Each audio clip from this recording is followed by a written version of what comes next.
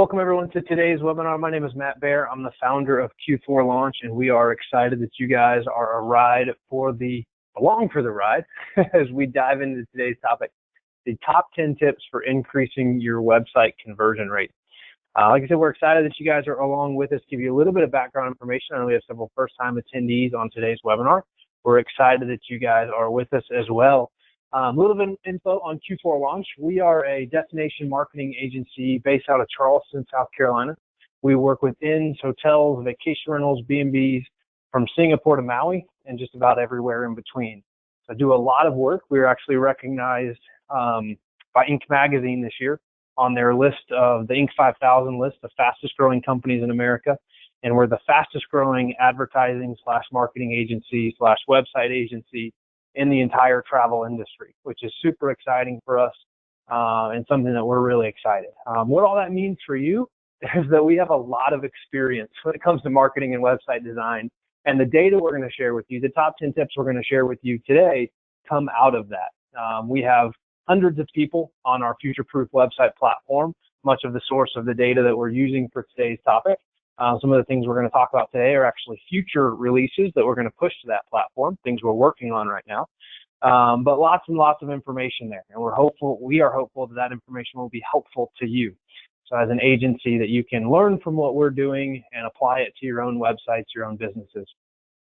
Just this year alone, I think by the end of the first quarter, which is coming at the end of this week, we have lots to do yet this week, we'll have launched probably about 35 websites in the first quarter of this year, 35 new sites. Definitely a lot happening here and a lot of basis for the data that we're going to share with you today. So excited to be able to do that and hopefully challenge the way you're thinking about some things, because a lot of the tips we're going to share today are intended to do that, or to challenge the way you're thinking about website design and probably some of the things you've been told in the past. Because like everything internet marketing, website design is changing. What drives conversion rate is changing. Consumer behavior is changing. Everything is changing. And as web designers, as marketers, as business owners, you've got to do your best to keep up with those changes to keep your business ahead of that curve. So we hope today is helpful for you to be able to do that. We are going to set aside some time for Q&A at the end as well. So feel free to use the chat panel today for any questions that you might have as we go throughout our presentation, and we will do our best to get to all those questions at the end of our time together today. My contact information is there on the screen as well. For anybody who wants to get in touch with us directly, maybe you have a question but don't want to ask it, feel free to reach out to me directly. Be happy to connect with you. So with that, all the housekeeping items kind of out of the way, let's dive in and start our topic together. So let's first start by defining what it is we're talking about. What is conversion rate? Really what it boils down to is the measurement of a specific website visitor who took a specific action. So that's what we're doing. We're saying that someone came to your website and they converted, aka they did what we want them to do. What we want them to do is open for definition, of course. In most cases, and most of our focus today is going to be wrapped around the idea of bookings, right? We work in the hospitality space specifically to put heads in beds. So we work exclusively with the lodging side of the hospitality industry. So most of what we're going to talk about today is driven by bookings, but we also want you to expand your thinking beyond that. I was just having a conversation with one of our team members about generating property management leads for one of our vacation rental companies. We were talking about strategies to be able to do that. That's a conversion opportunity. We were actually studying how well their site was performing from a conversion rate perspective, attracting homeowners and converting them into property management leads. And that's what we're looking at. Got a message in the chat panel that we can't hear anything. Is everybody else getting audio? Could I get some people in the chat panel to say, yes, I'm hearing, or no, I'm not, so that I know if that's a one-person issue? Yes, awesome, thank you. Perfect, we're going to keep moving forward then. Thank you for that. So that's what we're looking at. So conversion rate is bookings measured by e-commerce conversion rate, but it's also more than that. It might be property management leads for you if you're a vacation rental company. It might be wedding RFP requests for you if you're a hotel or an inn or a B&B that relies on weddings for a big part of your business. It might be email newsletter subscriptions. That's a very high top of the funnel conversion rate thing, but that's conversion rate. Those are all examples of conversion rate you need to be thinking about. So I would invite you, as we're talking today, to expand your thinking to include other key website actions you want a visitor to take. So thinking through the 5 stages of travel, And understanding that, we're actually going to get to the 5 stages of travel here in a minute, but thinking through the 5 stages of travel and understanding not everyone is at the booking stage. And I'll give you some insight into that if you haven't been with us before and you're not familiar with the 5 stages of travel. But as we do that, again, most of our conversation today is going to be around e-commerce. So we wanted to look at a little bit at e-commerce industry benchmark data. So hear me when I say that, e-commerce industry benchmark data. That means I'm not specifically in this case talking about hospitality or hotel or VR data. We're talking about e-commerce, Amazon, people that sell a product online, anybody. And the e-commerce industry as a whole, what we see, and there's a lot more data for the entire e-commerce industry than there is just for the hotel or hospitality industry. But 5% of visitors initiate the checkout process. In our industry, we call that check availability. But only 0.5 to 1% actually complete the checkout process. So 100 people come to your website. Only 5 of those 100 actually initiate the checkout process or the booking process. And then only 0.5 to 1% will actually complete the checkout or booking process. The industry average is actually 0.4 when we look at it across Google Analytics analysis. So as we're trying to understand that and understand what's going on, we want to understand and plan for the 5 stages of travel. That's what I just mentioned a minute ago. We're going to touch on them quickly. This is your first time with us. We talk a lot about the 5 stages of travel, so commit these to memory for use in future webinars and for conversations. You should be using this language with your staff internally. But we want to get inside the mind of the vacationer, understand where they are at the different stages: dreaming, planning, booking, experiencing, and remembering. Now, conversion, most people think measures bookings, right? And it does measure that. But as we talked about just a minute ago, it also measures other actions. So think about what actions might a traveler take when they're in the planning stage of their vacation that we could set up a conversion flow for and measure. That's different than just bookings. Because if all we do is measure people making bookings, we're leaving a lot of things unmeasured. We're leaving the majority of the 5 stages of travel unmeasured when we do that. So think about other opportunities that might exist there and think about tracking that you might put in place for those things. And then the ultimate question, if only 0.5% of people check out or book now on any given day, which is the industry average, where are you losing that 99.5%? 99.5% of people do not book with you, at least as it's measured online. Maybe half your bookings come by phone, so maybe it's actually 99% of people don't book with you. Either way, that's a shocking number. That means only 1 out of every 100 people actually makes a booking with you. And what do we need to do to impact that number? That's one of the most important questions I think we can ask ourselves as marketers, as website designers, as business owners, as entrepreneurs. What are we doing about the 99%? And we can do a lot to drive traffic. We can get in front of more people. We can do great marketing, all of that. But if you're not investing in a great website and that website's not getting better every day, you're losing a lot of the 99%.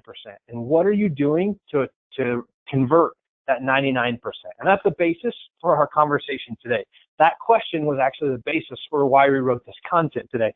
What are we doing about that 99%? It's something we work really, really hard at Q4 Launch every day to think about that 99% and how can we help our customers reach that 99%. So let's dive in. Our top 10 tips for increasing conversion rate. Now that we're all on the same page, we know what conversion rate is. We've got that 99% top of mind. We've got the 5 stages of travel. Let's dive in and understand some of the top 10 things we can do. Number 1, have a fast website. This graphic on the screen is actually a graphic generated. It comes from a HubSpot blog, but through a company that did a study of what happens to conversion rate and the correlation between conversion rate and page speed or page load time specifically. And what they found was that pages that load in 2.4 seconds or faster had an average conversion rate of 1.9%. Now that doesn't mean e-commerce conversion. That just means conversion rate. And the point isn't what were they converting on. The point is that as we see that page speed slow down or that load time slow down, you can see the dramatic decrease in conversion rate. So pages that took 3.3 seconds to load convert at 1.5%. Pages that took 4.2 seconds to load drop below 1%. So we need to be constantly thinking about how fast does this page load. And as you're doing that, you're making design trade-off things, because the more images that are on a page, the slower it's going to load. The more widgets and all these other things you want to pack into a page, the slower it's going to load. So you really need to think about those things. And one of the things we try to help our customers do is make very clear design decisions. We see a lot of people over designing websites, putting embellishments on everything and all these crazy menus and all this other stuff that just makes it harder for someone to convert. The more designed out and artistic, quote unquote, your site is, the lower your conversion rate typically is. And I can give you tons of industry data to back that up. Doesn't mean you should have an ugly site. It just means you shouldn't over design and overcomplicate it, because it reduces your page load time, or it increases your page load time, reduces your page speed, and makes it harder on people to convert in other ways as well. So have a fast website, and there's the data to prove it, but don't let Google page speed insights be used to fearmonger you. Google page speed insights is one way to measure speed of a site.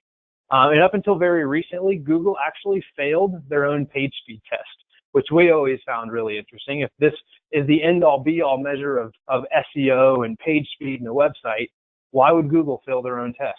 Because they wrote the test, they should be able to pass it. So that's always interesting.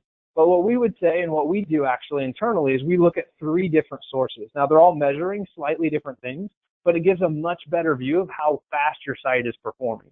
GTmetrix is one of those tools. I'm not going to dive deep on each of these today because I don't have time. You can check them out on your own. You can write them down and check them out. But GTmetrix, Google Page Speed Insights, and Pingdom, all measuring kind of different components of speed. And then understand those trade-offs you're making with design decisions. If you want to have 15 images in your hero slider, you're going to pay for it from a site speed perspective. And no one's going to sit there long enough to actually see all those images. So you really need to balance that out and figure that out. I had a question here from Bob. The question was, is that 0.5 to 1% of the 5% or of the entire audience? Great question, Bob. I'm going to answer that because it's relevant to something we just talked about. That's the entire audience. So out of 1,000 people, or let me go this way, out of 100 people, 5 actually initiate the booking process, and then only 0.5 to 1 of those completes it.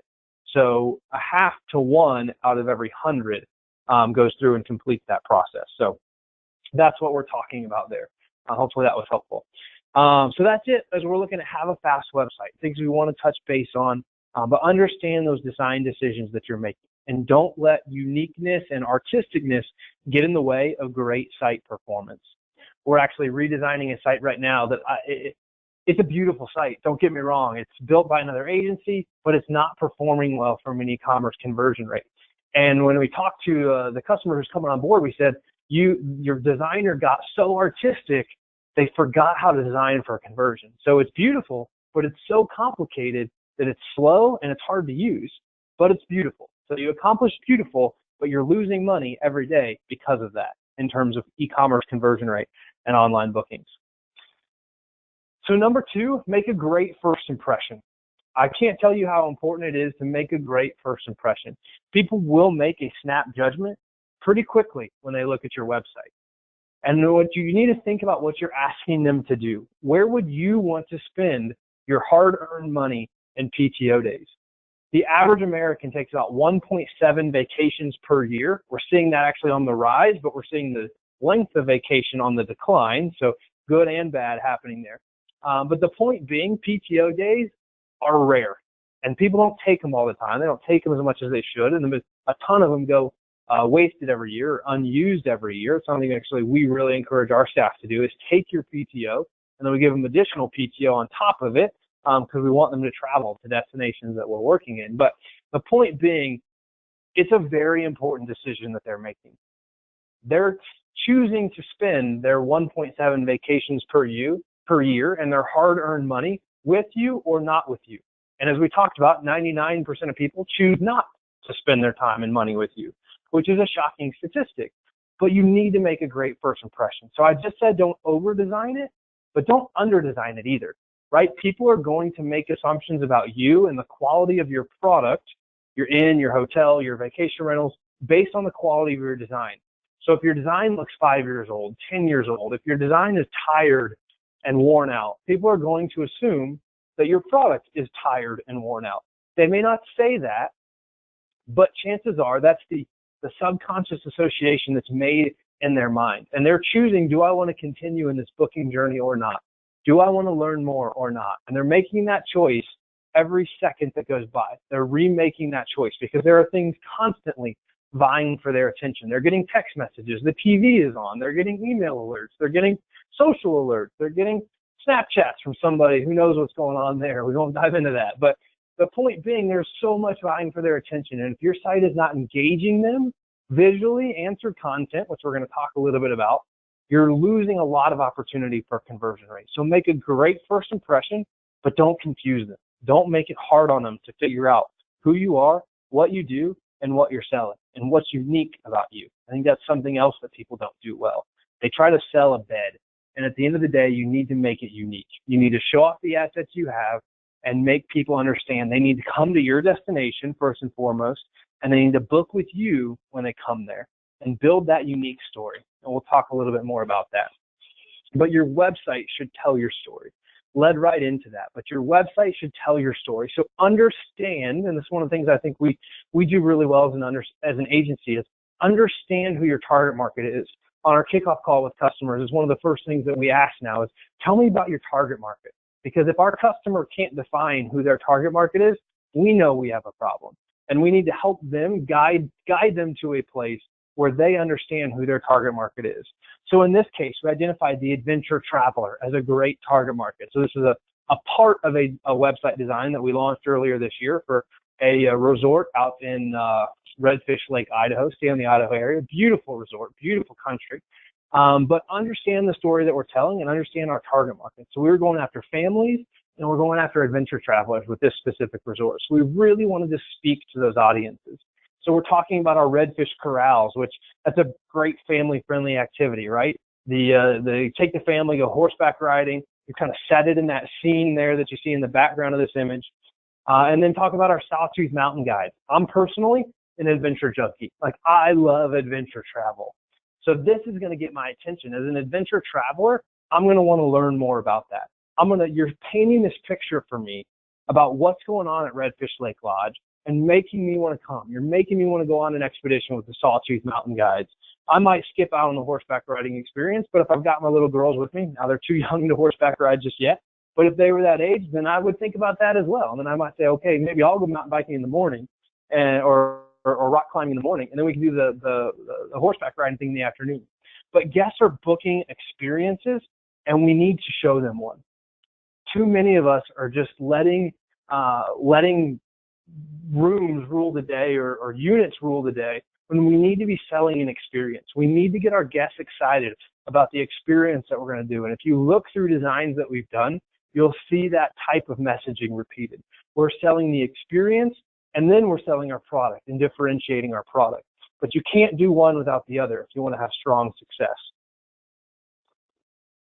And as we do that, we're convincing someone to spend hard-earned money and PTO days with you. And we will often use our blog content in our conversion path. So we're actually using our blog content typically a couple different ways. One, we use it to attract traffic that's in the dreaming and planning stage of their vacation. And then we also use it further down the funnel to convince people to stay with us. Maybe people found us another way, but we're using our blog content to convince them to come to our destination and to stay with us when they do. So a couple different ways we're using that, but we have to understand the purpose of that and understand how we're measuring its success a little bit differently.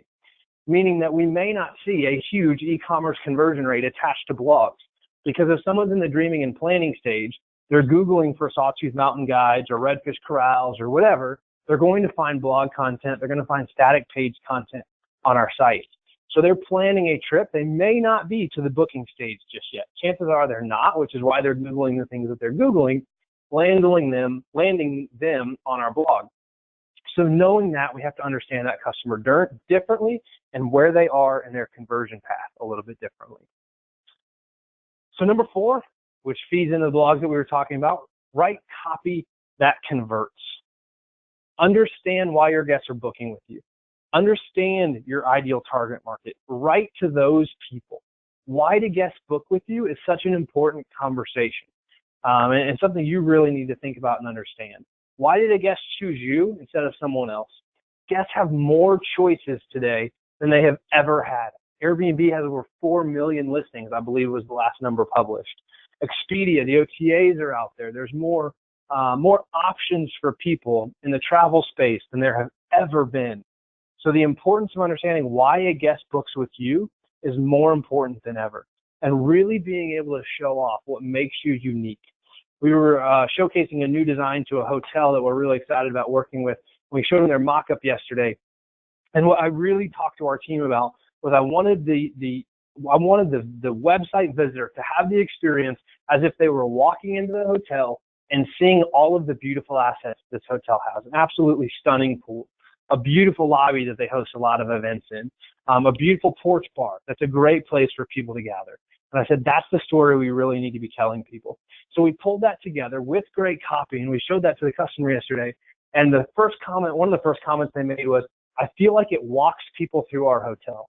And that was exactly what we wanted to accomplish. So I was super excited to hear that feedback, because their old site, or actually their current site, is not doing that well. Their current site is not showcasing the assets that they have. It doesn't tell their story well. We want people to feel that story, feel the lifestyle you're going to live when you're at our property. And by experiencing that, we're painting, or by getting them to experience that online, we get them excited about experiencing that in person. And that's done through a combination of great copy and great photos. For years, the website design industry has been saying photos, photos, photos, photos. If you can get rid of all the copy on your website, you'll be better off. And I will tell you that is absolutely not true. And we'll share some hard data on that here in just a few minutes to show you data-driven decision-wise that is not true. And it's not our data. It's actually data from third parties, so that you know it's not our own bias being put on it. But data from some of the top internet marketers applied to the entire internet marketing industry, not just the hospitality space. We really want to focus on that experience, and we want to focus on the customer and what they are going to experience. So just from a copy perspective, think about this. Enjoy relaxing by the pool, as opposed to we have a pool. We have a pool is an amenity-focused statement. We have a pool is an experience-focused statement.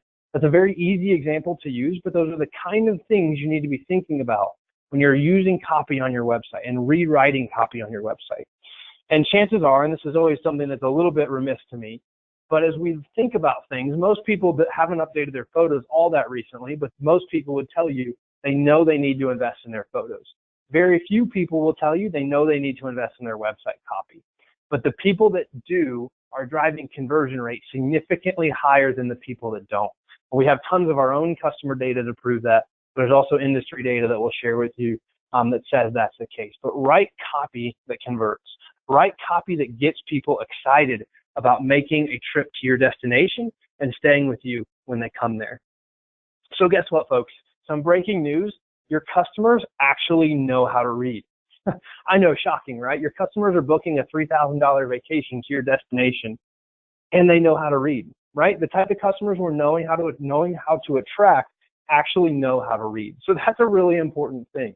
I was actually speaking at HomeAway's conference earlier this year, and their new CEO got up and made a comment. He put a picture of a goldfish up on the screen, and I knew where he was going as soon as he did it. But he said, people have the attention span of less than a goldfish nowadays. And yes, there is research that proves that that's true. But if you think about our space, you think about travel, the 1.7 vacations, the amount of money people are spending on travel. Do you think they're making those decisions with the attention spans of less than a goldfish? Absolutely not. So when people are making that decision, it's a very important decision to them. And it's a decision they want to get right. I mean, look at the review industry. Look at TripAdvisor. That entire review industry, which is a billions of dollar industry now, grew out of the fact that people are afraid to make the wrong decision, and they want to read content that helps them make the right decision. Reviews are just one part of that content. Of course, we're talking about website content right now, but that's what we're talking about. People know how to read, and they want to read when they're making that decision. So let's look at what this means. As we're talking about copy, think long form. I know this graphic might be a little bit hard to read, but what we're looking at here is actually this graphic looks at the average rankings of Google search results based on how much word content they have. And what this study found, this was done by Neil Patel, who's a world-renowned internet marketer, so not our data, but what he found in his study, that the top 10 average ranking positions on Google search results all the top 10 pages all had over 2,000 words or more. Now, I'm not saying your homepage should have 2,000 words. I'm not saying it shouldn't either, but it should definitely not have 100 words. It should have a lot more than 100, maybe not 2,000, but it's closer to 2,000 than 100. And in other recent studies, people have found that long form copy, which for this sake we're going to say is 500 words or more, has proven to convert better. That's a statement kind of across the site that long form copy has proven to convert better. And our data has shown similar results. Increasing length of copy in very strategic places on our customer sites has increased our conversion rates by as high as 2x. So just making that change, and not that it's an easy change, it's a very time-consuming change, but making that change has helped us increase conversion rates as much as 2x for some of our customers. And it also helps us get our customers ranked higher and for more keywords because Google favors long-form copy. It's also a competitive barrier for your competition because most of your competition will not sit down and write 500 words or 2,000 words or somewhere between of copy on a specific keyword that you're going after. So it helps you compete.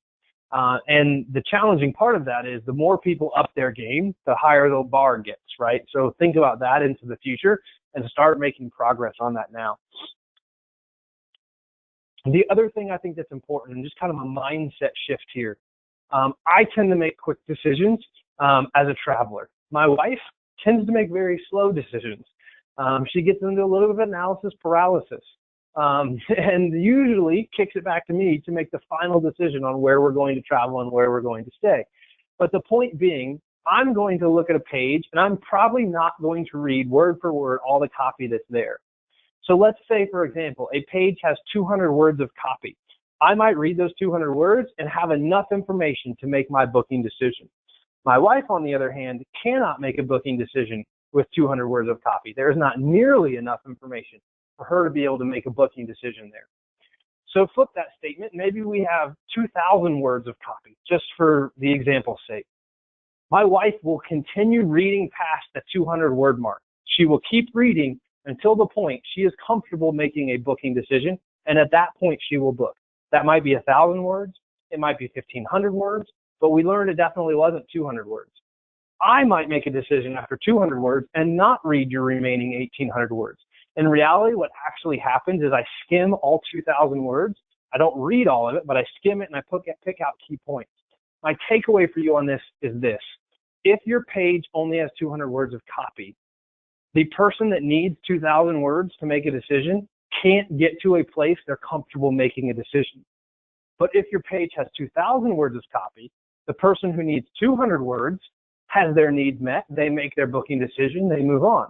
The person that needs 1,500 words has their needs met, they make their decision, they book. The person that needs 2,000 words has their needs met, they make their decision, they book. So by having more copy, we're not ignoring the person who only needs 200 words, or just not ignoring the person that needs 2,000 words. So you're actually setting yourself up for greater success. You're speaking to both of those bookers, not just one. Whereas the inverse is not true. If you only have 200 words, the person who needs 2,000 words of content to get comfortable making a decision will not get comfortable, they will not book. So by making more content, you will actually increase your conversion rate. Just think through that example I just gave you. Listen to this recording and play that back over in your head, because I know I talked through it a little bit fast, but you'll see the impact that can make on conversion rate by changing the way you're speaking to your audience.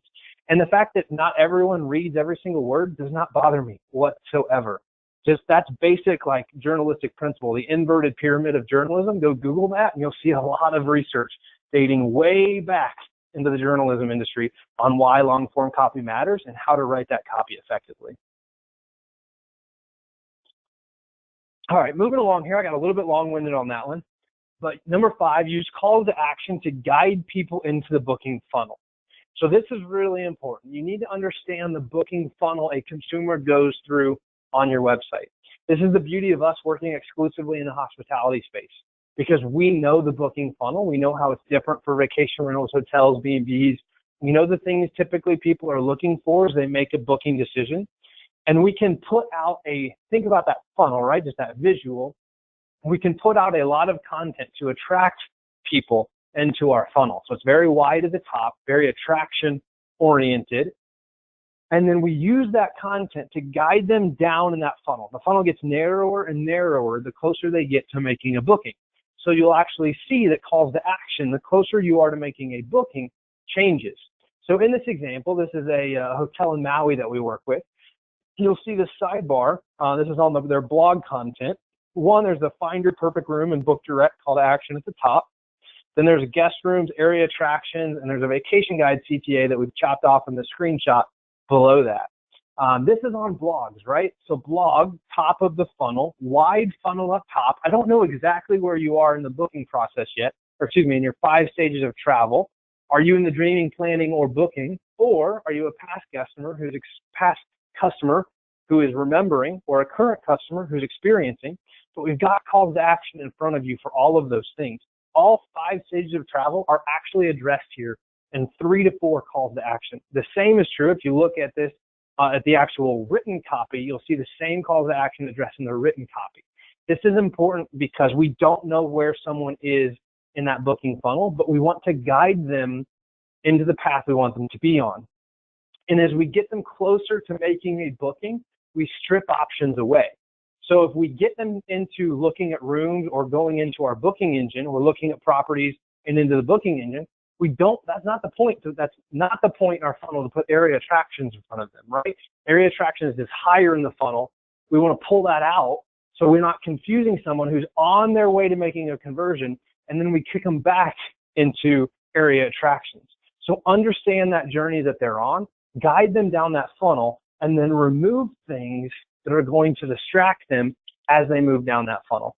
So based on where they are, understand what calls to action need to be in front of them at different points. And then as you're doing that, use both calls to action in buttons, but also within copy. Mobile users are on the rise, as are mobile conversion rates. So if you went to this site on your desktop device, you would see this experience I've shown you here. Calls to action in the sidebar, all that's great. On the mobile device, we know big buttons are not the type of mobile experience we want to deliver. So we actually, from a responsive perspective, move those buttons down to the bottom of the page. But when we write this content, we make sure that we have text links to the same things within our website so that we're guiding them through text links into the same places. So we're using that same strategy in 2 different ways, understanding that we have mobile customers we're speaking to and desktop customers that we're speaking to, and we're designing at all times for both of those people and writing copy at all times for both of those people, understanding that their journeys are very, very different. So you need to be thinking about that. Make sure as you're creating content, you're designing your website, you're thinking about both the desktop and the mobile user, and how do you guide them into your booking funnel? And how is that different based on where they are and their overall 5 stages of travel? So that's like 6 tips, I think, packed into one. Hopefully you're taking good notes because that's a lot of information. I know we have a lot of customers joining us today as well. You may not have had that explained to you at that depth because we probably didn't spend that much time talking about that. But if you're a customer, be at ease because that's what we're thinking about and that's what we're working on when we're doing everything we do on your behalf, assuming we're writing content for your site. So number 6, Google organic traffic converts higher than any other source. And you say, okay, well, why is that important? It's important because if we're trying to increase conversion rate, we need to understand that traffic from different sources converts at different rates. And if we want to increase our business in 2018, we need to increase our traffic from the sources that convert the highest. But also understand like where they are in their 5 stages of travel is part of that. So don't ignore a source just because it has a lower conversion rate. But focus your energy and efforts on the areas that have the highest conversion rate. Is your organic traffic increasing or decreasing in the first 3 months of 2008? I'm doing some end of the quarter analysis for our team here at Q4 Launch and our customers, and I can't believe that we're at the end of the quarter. But you need to be able to answer that question. You need to be able to answer the question, is my organic traffic on the rise or on the decline? And if it's on the decline or it's even this year to date, meaning it's not increasing, you need to do something about it before it's too late. Do not let 2018 pass you by with organic traffic that's declining. And if you don't know how to answer that question or you're not sure, reach out to us and we would be happy to do a free analytics analysis for you to help you answer that question, because it's a really important question to get answered and something you need to understand to be able to manage your marketing and your website conversion effectively. Because the decline in Google organic traffic will most likely decrease your site-wide conversion rate as well. And as you're thinking about that, track where people are entering your website. So we just spent like 3 to 5 minutes talking about the booking funnel. Part of that is understanding where are people entering your website and optimizing those top performing pages. So that's something we can do for you on a free Google Analytics analysis as well. Or quick way to do that yourself, go into Google Analytics, go to behavior, site content, landing pages. I'll give you a second to write that down. Behavior, site content, landing pages. It will automatically filter that for you for your top 10 landing pages. Landing pages are the part where people enter your website. So think about those top 10 pages, where are people entering your website, understand that. And then as you're thinking about, okay, wow, Matt just gave me a lot of work. I got to write new copy. I got to understand my booking funnel. I got to understand where people are entering my website. It all lines up around that. Well, not all of it, but a lot of it lines up around that. And focus your efforts on the pages getting the most traffic. If you're going to work to make a page convert harder or work harder for you, focus your energy on the pages that are going to provide the most ROI because they have the most traffic. That list of top 10 pages helps you know where to focus your energy and your effort. And then that last piece there, you better have a great SEO plan, because in 2018, organic search traffic is going to be more important than ever, but there is massive change happening in the organic search world. I don't know if anybody else follows algorithm updates or any of the staff from Google that pushes information out, the Twitter feeds and all those different things. But the amount of change we're seeing in the organic space right now is unprecedented. Like, we're seeing massive amounts of change this year to date, and Google, their algorithm and what's going on there. So much change that, like, we've been trying to put a webinar together on it, and things keep changing so fast. Before we get the content together, it's already changed again. So we are going to be doing a webinar in April on SEO in 2018. We were going to do it about some changes happening, but it was like, okay, this is just too much. So we're bringing it together in more of an overall SEO strategy. So keep an eye out on your inbox. That's probably going to be the second week of April. We'll be hosting that webinar on how to build your SEO strategy for 2018. But you better have a great strategy. Otherwise, you're going to get left behind by your competition, and you're going to be relegated to spending more for pay-per-click than you probably should. So here's a few quick zoom in on these screenshots just to help you understand this. Google organic traffic, this was a customer looking at some data last year, just their organic. We increased organic traffic 45%. That's awesome. But what we did was, by understanding how that traffic passes through the conversion journey, we actually got more bookings. We saw a 33% increase in bookings from this source and a 60% increase in e-commerce revenue from this source. That performed higher than any other source of traffic for them as far as an e-commerce conversion rate revenue goes. So this is one specific example. And then as we break that down, that's that same example showing you Google Organic being the #1 source of converting traffic for them. So just showing you some examples here to drive that point home. And then those landing pages. So understanding the top 10 landing pages on your site and what do you need to do based on that. How do you need to plan your content strategy around those top 10 pages? So we're going to keep moving along. It's always fast and furious on our webinars. We want to pack like 2 hours of information into an hour-long webinar as opposed to 15 minutes into an hour and you're sitting there bored. But number 7, don't ask people to leave your website. Unfortunately, we see a ton of people. All of these screenshots are actually from the same website, customer that came over to us. They had just relaunched this website, which was kind of depressing. They had just spent money on this website, and it was pretty terrible in a lot of ways. One of the ways was all over the website, they were just saying, leave, leave, leave, leave, leave, like asking all these people to leave their website. They had social media links in the header. They had TripAdvisor links everywhere, VRBO links, Airbnb links, like you name it. There were links all over the place to tell people to leave their website. So what happens is we work really, really hard from a marketing perspective to get people to our websites, right? All of us do it. That's why we're on today's webinar. We're learning. And then we get them there and we send them away into places they can find all of our competitors like TripAdvisor, Airbnb, VRBO, any other third-party directories or OTAs. We send them away out into all these other sites filled with our competitors. Why in the world would we do that? And if you look at it, most of those badges, most of those awards are awards that are issued by sites like TripAdvisor, Booking.com, Expedia, are all designed to get you to send them traffic. So look at this TripAdvisor badge. I'm just going to pick on TripAdvisor for an example here. But this TripAdvisor badge is something that you can get and embed on your website for free. Isn't that great? Isn't that nice of TripAdvisor? When in reality, this TripAdvisor badge alone has 4 links that take them back to TripAdvisor. So one, you're passing SEO juice and power back to TripAdvisor. So they're helping themselves from an SEO perspective by getting you to link to them. And then you're also sending your customer to a place that is filled with your competitors. And if you go to your TripAdvisor page, I guarantee you will see at least 6 to 10 of your competitors prominently displayed on your TripAdvisor page. Because at the end of the day, TripAdvisor doesn't care if they book with you. They just want them to book on TripAdvisor's platform so they can get their OTA commission. So you really need to think about this. And where are you linking to? And the same is true of social media. You work so hard to get people to your website. And Facebook works so hard to keep people on their platform.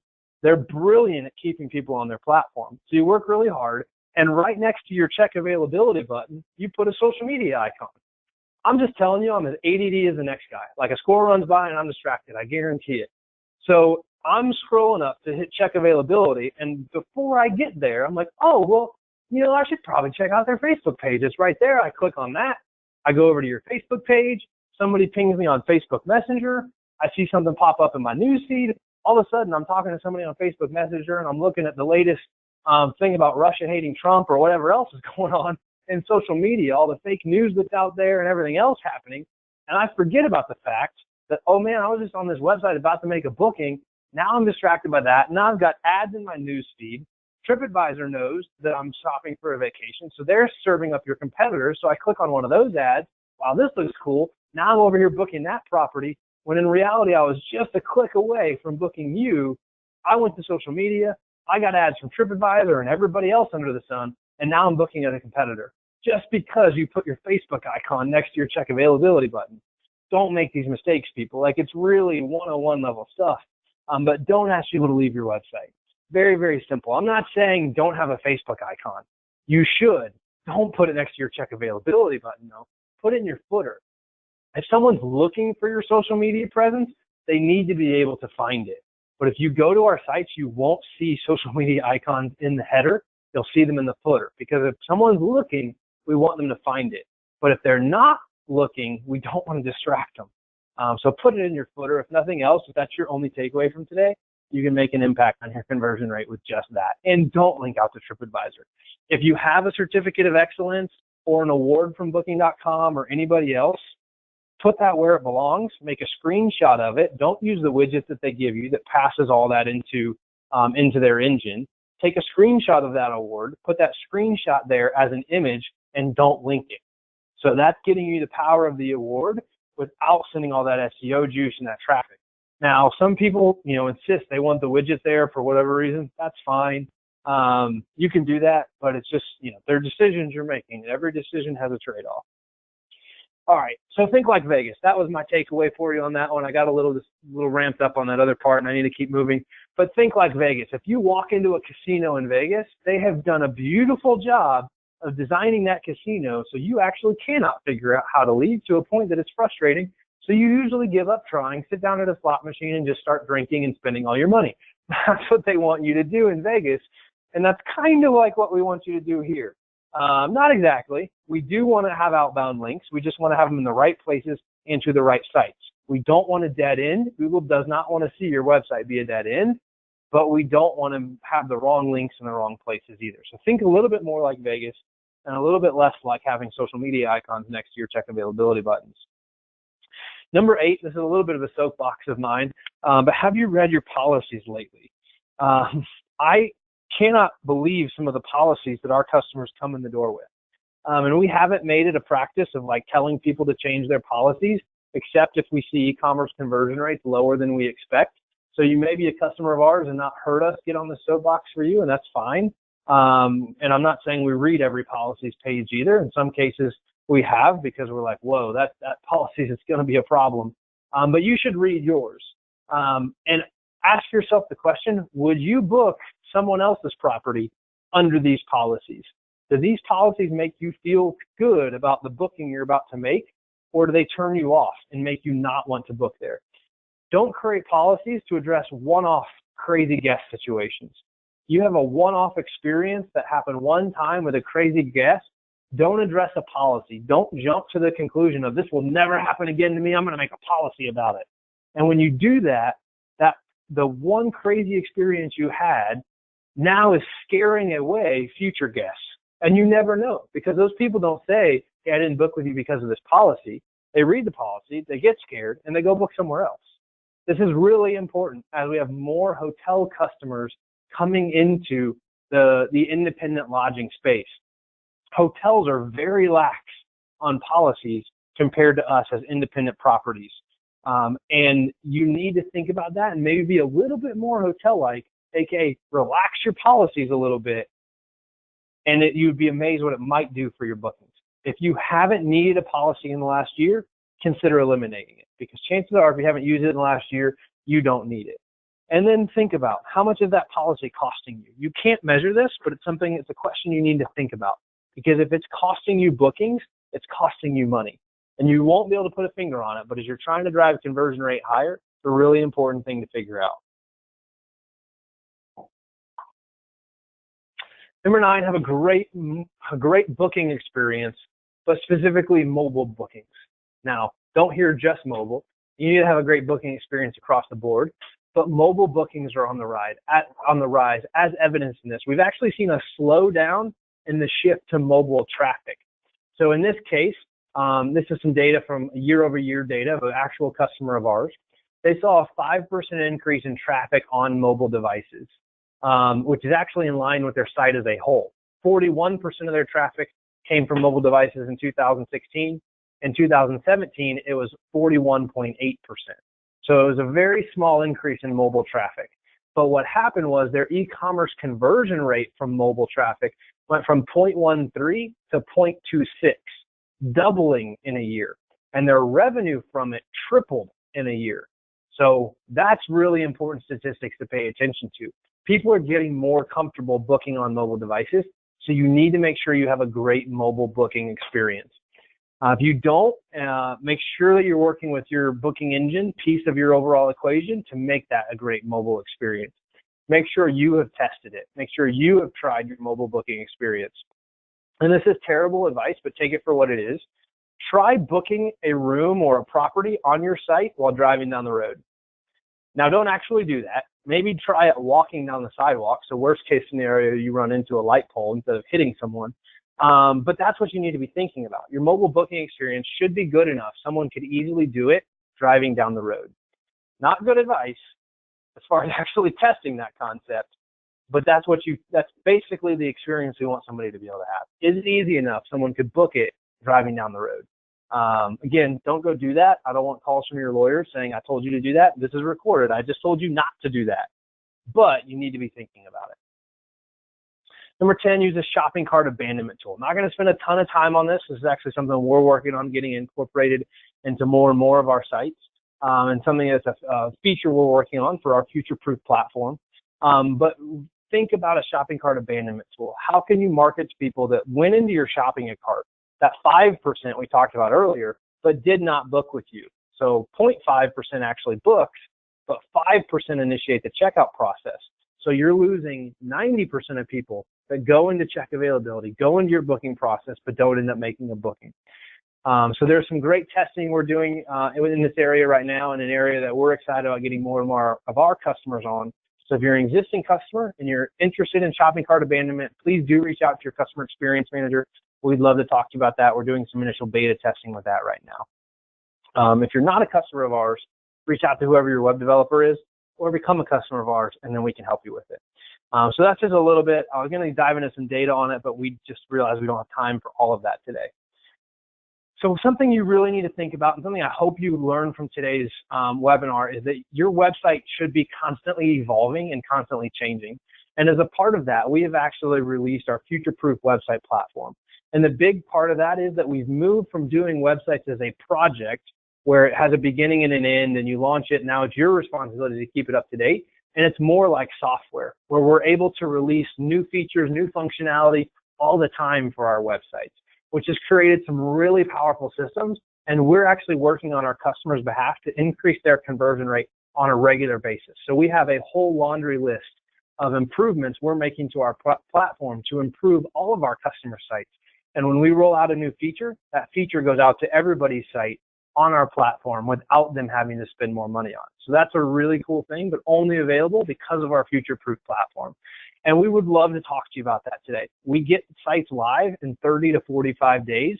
So even with peak summer travel season coming up quick, you could have your site live in 30 to 45 days, and we take that work off your plate. So our staff handles that. Only takes about an hour a week of your time to get a site live in 30 to 45 days.